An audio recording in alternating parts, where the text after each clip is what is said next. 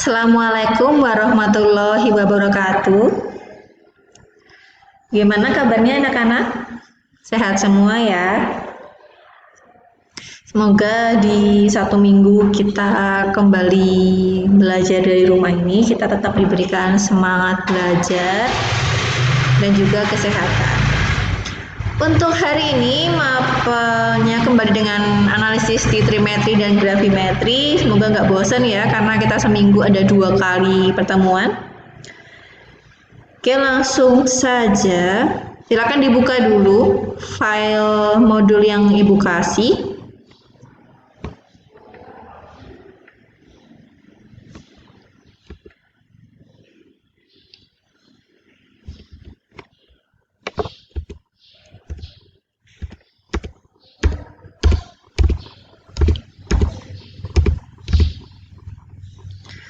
Nah, ini ada bagan atau peta konsep tentang analisis titrimetri yang akan kita pelajari pada semester ini. Terdapat 4 bab utama. Nah, silakan ditulis bab 1 titrasi netralisasi. Maaf ya, itu di tipe di modulnya. Titrasi netralisasi.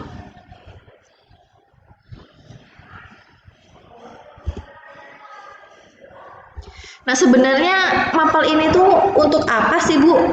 Diterapkan dalam bidang apa?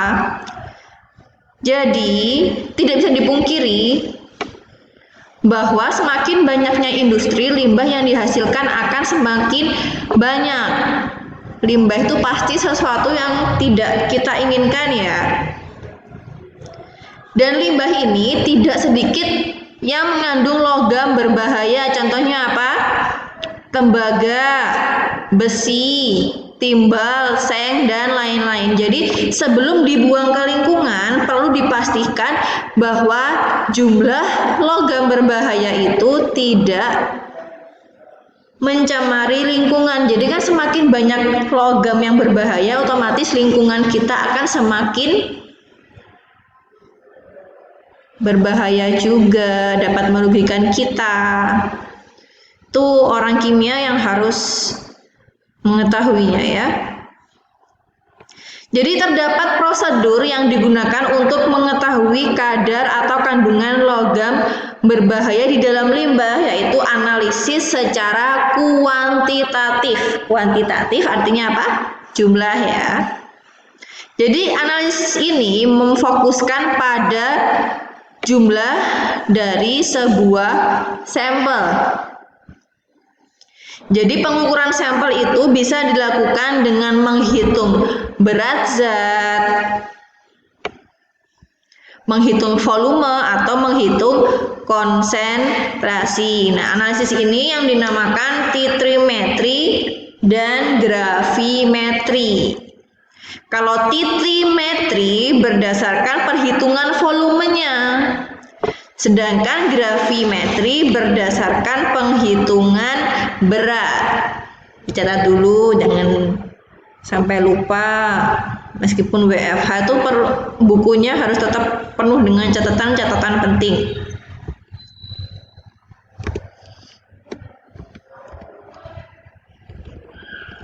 Oke, ditulis dulu. Di bab 1 ini kita mempunyai tujuan. Peserta didik mampu menjelaskan prinsip reaksi netralisasi dan kurva titrasi netralisasi dengan benar, serta mampu menentukan jenis indikator asam basa. Itu untuk teorinya ya. Dan untuk praktiknya, peserta didik harus bisa menerapkan titrasi netralisasi dan melakukan perhitungan kadar sampel dengan tepat. Jadi kita sudah mulai menghitung ya di bab ini. Oke, ini peta konsepnya digambar dulu. Titrasi netralisasi ada 7 konsep. Ada konsep dasar titrasi, prinsip titrasi netralisasi, jenis titrasi netralisasi, kurva, titik akhir, perhitungan, dan juga penerapan di kehidupan sehari-hari seperti apa ya.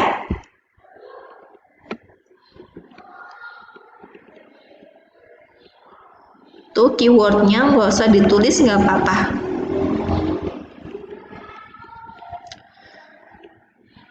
Untuk pendahuluannya, jadi kalian makan berbagai jenis makanan ya kan tiap hari. Dari makanan tersebut pasti mengandung senyawa-senyawa yang bersifat asam atau basa. Contohnya jeruk yang warnanya hijau itu rasanya gimana? Asam atau pahit? Asam ya. Itu contoh makanan yang bersifat asam.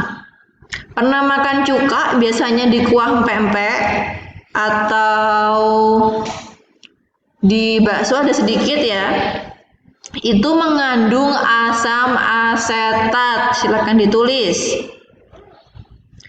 Nah, yang suka minum minuman soda, Sprite, Fanta, Cola itu mengandung senyawa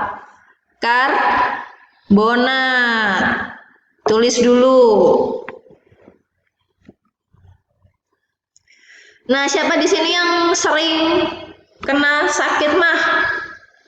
Kalian bisa minumnya buat apa? Promah, Milanta ya. Nah, jadi perut kita saat kena mah itu asam lambungnya berlebihan. Jadi kita harus menetralkan pH dari lambung kita itu dengan menambahkan sedikit basa yang ada di obat tersebut. Jadi obat mah itu mengandung aluminium hidroksida atau rumus kimianya ALOH 3 kali dan juga magnesium hidroksida. Itu tulis.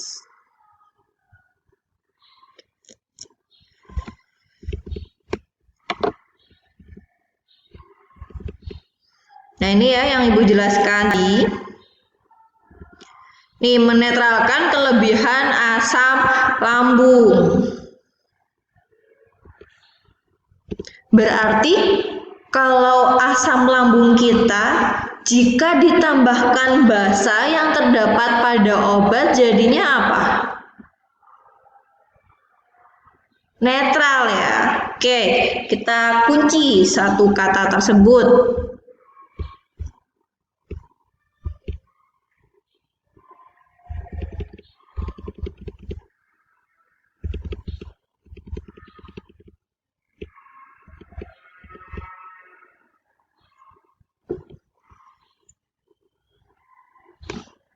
Nah, ditulis dulu, analisis titrimetri merupakan analisa kuantitatif yang dilakukan dengan cara mereaksikan suatu analit. Nah, di sini kita punya satu kata asing lagi ya, analit, yang direaksikan dengan larutan baku. Silakan ditulis aja dulu kata-kata asing yang belum pernah kalian dengar. Nanti kalian akan mencari dari arti kata tersebut. Jadi larutan baku itu apa? Zat yang telah distandarisasi. Jadi yang konsentrasinya itu sudah diketahui secara teliti. Nah, jadi kita ibaratkan A besar di sini adalah analit. Jika ditambah titran, oke, titran masuk ke kata yang kalian tulis lagi. Jadi ada berapa tadi? Ada analit, kalian tulis analit sama dengan, lalu di bawahnya kalian tulis larutan baku sama dengan, yang ketiga kalian tulis titran sama dengan itu ya. Jadi ketika analit ini bereaksi dengan titran, dia akan menghasilkan suatu produk atau hasil reaksinya.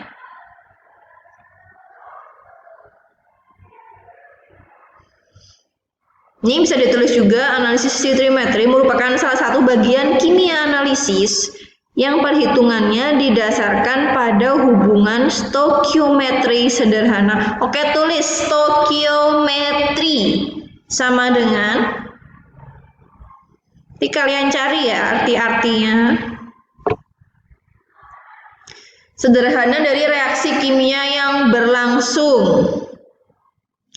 Jadi ketika titrat, tulis lagi titrat sama dengan ditambahkan tetes demi tetes melalui buret. Larutan dalam buret atau yang disebut titran dapat berupa, jadi jawabannya tadi ya yang titran dapat berupa larutan dari zat yang sudah ditentukan konsentrasinya dengan cara standarisasi. Jadi tadi titrat itu zat yang akan kita analisis. Sebenarnya jumlah zatnya itu berapa sih? Kadarnya berapa? Itu yang akan kita analisis. Titrat, perhatikan ya, titrat berada di dalam Erlenmeyer di bawah. Sedangkan titran tadi apa? Zat yang sudah diketahui konsentrasinya. Titran biasanya berada di dalam buret. Buret dari apa kemarin? Dari bahan kaca yang panjang itu.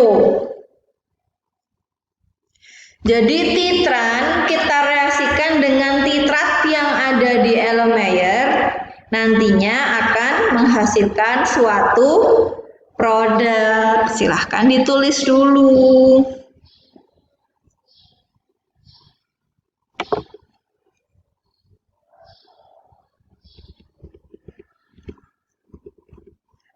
Nah, berdasarkan reaksi yang digunakan titrasi digolongkan menjadi dua. Reaksi metatetik dan juga reaksi reduksi oksidasi. Sudah pernah kan di kelas 1 kemarin kita membahas tentang redox yang diajarkan mbak-mbak PPL itu yang cantik-cantik. Silakan ditulis dulu ya, reaksi metatetik adalah dan juga reaksi redox. Reduksi oksidasi, reduksi penurunan bilangan oksidasi, sedangkan kalau oksidasi peningkatan bilox. Jadi ada elektron yang berpindah atau perubahan bilangan oksidasi. Nah, kalau yang tetrasi redox ini ada macam-macam namanya, ada permanganometri, iodimetri, stereometri dan dikromatometri. Nah, jadi kita kelompokkan lagi menjadi 4 jenis metode dan titrasi netralisasi ini yang akan kita bahas sekarang.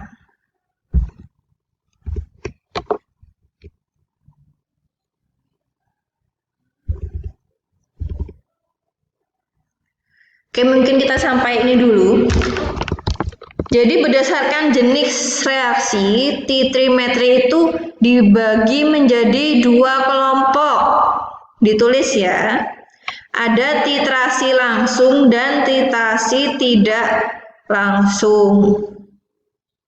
Kalau yang langsung gimana, Bu? Titrasi yang dilakukan dengan cara menitrasi langsung. Jadi dari buret kita titrasi langsung dengan zat yang ada pada Erlenmeyer.